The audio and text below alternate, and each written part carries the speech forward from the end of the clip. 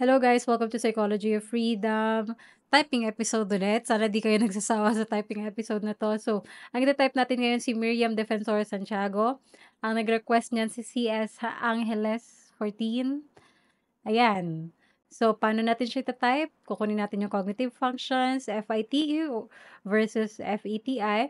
SINE versus SENI, and then yung interaction style niya naman, direct ba siya or informative, responding ba siya or initiating, movement ba siya or control, and then yung temperament, abstract ba siya or concrete, affiliative or pragmatic, systematic or interest-based. And then yung last, among the 16 types, ina-narrow down natin into one. Yan. So, mag-start na tayo sa video na to. Number one, divorce bill. Divorce bill, yes. Bakit mo pilitin silang kasama pinapatay na nilang isa't isa? Medyo low NE. Pag low NE, di ba, usually mga NI user yung mga yun. So, introverted intuition. And then, very direct yon. Maganda yung larawan ng nagmamahalan, pero kung divorce, they can be homicidal. Bayaan mo na lang. As long as the grounds for divorce are properly strict, so that young people will not be misled into using it as an Young people will not be misled. Introverted intuition kasi low NE. Meron pa rin siyang NE but it's very pessimistic. And then, aware siya sa pwedeng mangyari sa kabataan. So, it's kind of abstract. And then, a bit pragmatic. experiment. Same-sex marriage. Same-sex marriage that is not yet allowed under our Ayun nga pala, bakit siya pragmatic? Kasi, this is what works, di ba? Divorce is what works. It's not about, being family-focused and being affiliative, doing the right thing. But it's not working na, di ba? So, pragmatism. Constitution, and more specifically under the Civil Code, because the Civil Code defines a marriage as a relation between Referencing something, di ba? Constitution daw, civil code. So, that's extroverted thinking. a man and a woman. I have no objection to same-sex marriage if these legal obstacles are first worked out. But right now, it's illegal in our country. Well, they can just live together. What's the big deal? Again, pragmatic. BBL. BBL bang sa moral law? Ay, hindi pwede sa akin yon. Dahil, ang ginagawa niya sa kanyang mga provisions ay sub-state. Magpapatayo sila ng sarili nilang estado. Ngayon, sa ating constitution, What they will do, extroverted intuition, and very direct. ang allowed lang sa local governments at the most is regional autonomy. Again, referencing the Constitution, that's extroverted thinking. That's why for me, BBL is completely dead in the water. It's unconstitutional. K to 12. And pansin nyo, yung mga sagot niya only revolves about the topic. Hindi siya nag-initiate ng bagong, excuse me, ng bagong topic. K to 12. Okay, to 12. I don't know if that is such a wise move.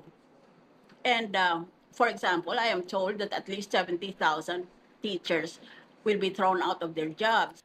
70,000 will be thrown out of their jobs. Statistics. That's very extroverted thinking. TE. So, we don't necessarily have to do what everyone else abroad is doing. We should restart We don't need to do what they are doing. That's extroverted sensing. Aware siya sa ginagawa ng mga tao sa ibang bansa.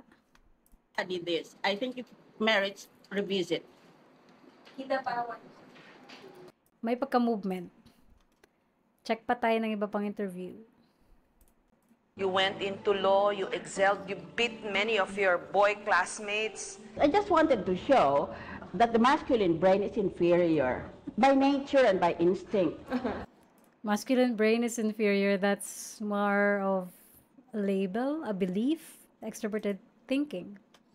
Kasi, look at the Genesis story. God made women Referencing the Bible. Ganyan. out of human materials, whereas men are made out of non-human and therefore inferior materials. That shows that women are superior to men. Again, extroverted thinking. It's about beliefs. It's not about the truth. So, I'm very proud that I was a nerd. Life is the revenge of the nerds, you know. Because we had high grades and we have, therefore, the qualifications for high positions, then we begin to get these high positions and are commensurately paid for it. And so I become richer than most people. That is why talking about being richer than most people, that's extroverted thinking pa din. When you get mad in the middle of the Senate hearings, pag sa tingin po naming mga nanonood, galit na kayo. How much of that is real? that's 100% real. So if trying to make a point and I'm convinced that I'm morally right, I'll fight to Talking about morals, one's own morals and principles, that's introverted feeling. the death. Kailangan mamatay isa sa amin. Ako patayin niya, o kaya patayin ko siya. Basta hindi pwedeng buhay kami pareho. Pragmatism. Diba? Epitome of pragmatism. It's not about being proper. It's not about being appropriate. It's not about doing the right thing. But this is about doing what works. So, pragmatic. And also, yung parang, di ba, na-observe natin sa Senate na nagagalit siya, galit na galit siya. That's SE rage. Extroverted sensing rage. Two girls there. There. Will you please stop smiling and looking at your cell phones?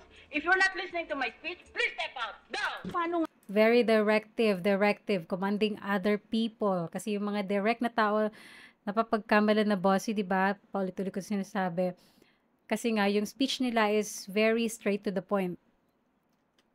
Ma'am, may I ask you about your son na namatay? Yeah. Naka-recover na po ba kayo sa kanya? Oh, a mother will never recover over the death of a child because it's, in the first place, it's unnatural. Parents are supposed to die ahead of their children. How were you as a mother po? Kayo po, sabi niyo, sarap kayo magluto and then hinahalikan niyo sila. Yeah. You were that kind I'm of a mother. touchy-feely. Talaga ho. Hindi ho kayo yung cool mother. Na? Stricta ho kayo. No, my husband is a strict Very direct responding movement. Diba? one and I'm the liberal one. But let me just find out how you are as a mother. Yeah, as a mother, when I was younger, I did everything by the book. So you were like your mother? Did you expect your children to? No. I turned against everything that my mother applied to us because I felt that it was too demanding and no person can possibly live up to those demands. And didn't ever want my children to suffer like I did. I didn't want my children to suffer introverted intuition and I just told them, if you pass your grades, I'll be happy. very focused on the process. It is more important to have a It's not about the outcome, but about the process. happy life than to have a successful life, because success you can define in many ways. Just being happy is a success in itself. I was a very demonstrative mother. I would hug and kiss all the time, and my children would go running away. 'Di ba mga extroverted sensors, sila yung mas touchy-feely, mas nagbibigay ng experience, while yung mga introverted sensors naman, sila yung more on recipient. Away from me and say, "Dad, stop her. She's manic." But I never had time for them Oo because nga. I was so busy. And It's all about the journey. This is what happened, 'di ba? one time I rushed home just to change my clothes because I had another engagement. My youngest son, whom I later lost, was home that day, and he was very happy because he thought I was already free. Talking about the experience of other people, that's extroverted sensing. Only to realize that I jumped back into the car, and then he was so mad at me. He shouted after me, He is so mad, he shouted. "You're not a real mother. Oh my You're just a God. pretend mother." Wow. Yes. And that hit you, huh? Of course. And There were many times when there were parental activities in school Oh. when I was always late, and my son would stand there forlorn and alone, and then he My would son would stand there and forlorn and alone. Extroverted sensing. light up when he would see me. I was always running from place to place. I couldn't help it. And my sons were intelligent enough to understand that these were things that I had to, that there were demons that were ruling me, and that I had Let's label extroverted thinking and kind of abstract. to act according to my demons. Pwede bang masabi that there are also regrets in your life despite all I think enough na to. Very obvious, 'di ba? Anong cognitive functions niya? FITE, SENI, NTJ, SFP quadra. And then yung interaction style niya, direct responding movement, temperament, abstract, pragmatic, and mas more on systematic yung nakikita ko sa kanya. So, check na natin dito. So, sabi natin direct responding movement, nasa third row siya. So, eliminated na ang mga ibang personality type. So, sabi natin, NTJ-SFP, tanggal na yung ISTJ, tanggal na yung ISTP, tanggal na yung INFJ.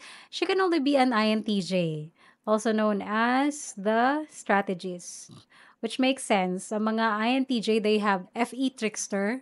So, wala silang awareness sa feelings sa ibang tao. So, that's why pag nagre-rage siya, di ba? And also, yung, di ba, pagka nagpa-punchline siya minsan, that's more of nakikita ko na ESFP subconscious. Ayan, ano pa ba? Ayan, she is an INTJ, I think subconscious focus. So, joy energy. So, yan. So, sa nag-request kay CS Angeles 14, thank you for requesting this. This is so interesting. Curious din kasi ako sa personality type ni Miriam. So, she's an INTJ. Some would say ENTJ, pero hindi. Mas more on yung ego niya kasi is direct responding movement. Hindi siya control. And the mga ENTJ, mas less yung parang yung gano'n, yung parang 'di ba 'pag nakikipag-away sa mga iba't ibang tao, mas less yung pagkagano'n nila kasi nga meron silang introverted feeling inferior. So, ayan. Sana may napulot kayo. Thank you so much for listening and watching. See you sa next video.